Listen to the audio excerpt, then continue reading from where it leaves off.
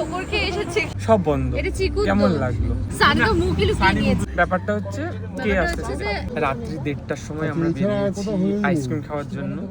বিশেষ করে আমরা তো আসতে চাইনি, আমরা সবাই মিলে গল্প করার প্ল্যানিং ছিলাম, আমি সুনন্দা দি। এখন 1:06 বাজে, আমরা কি তাড়াতাড়ি এসেছি, 1:05 আগে বেরিয়েছি, তাড়াতাড়ি চলে এসেছি।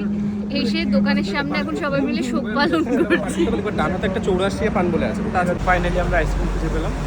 এই যে নাদান শিশু মধ্যমগ্রাম 84 তাই হাই তুলছো কেন? নাদান শিশু জামুন আইসক্রিম খাবে। তুমি কি খাচ্ছ? Same jamun ice cream. তুমি কি খাচ্ছ? ম্যাঙ্গো। বাড়ি থেকেই ডিসাইড ছিল ম্যাঙ্গো। লম্বা স্ট্রাগলের পরে আমরা আইসক্রিম খুঁজে পেলাম। ইয়েস, তাও চৌমার সাথে তিন জায়গায় ঠোকর খেয়ে এসেছে এখানে। বাস্কিন রবিন্সের পর চায় পানের দোকান, সেটা ফ্লপ, তারপরে এখানে ভালো খেতে। এটা আমসত্ত্বের মতো খেতে। ম্যাঙ্গো তো আমসত্ত্বের মতো হবে। শুরুতে একরকম ভালো খেতে লাগছে, আমি খাবো না, কিচ্ছু খাবো না, আর কিচ্ছু ট্রাই করবো না, এটা দিয়ে হয়ে গেছে। এটা শুরুতে খুব ভালো খেতে লাগছিল, খুব প্রশংসা করেছি, খুব খেয়েছি। সুনন্দা দি, এটা শুরুতে কেমন লাগছে, এখন কেমন লাগছে এটা রিভিউটা একটু দাও।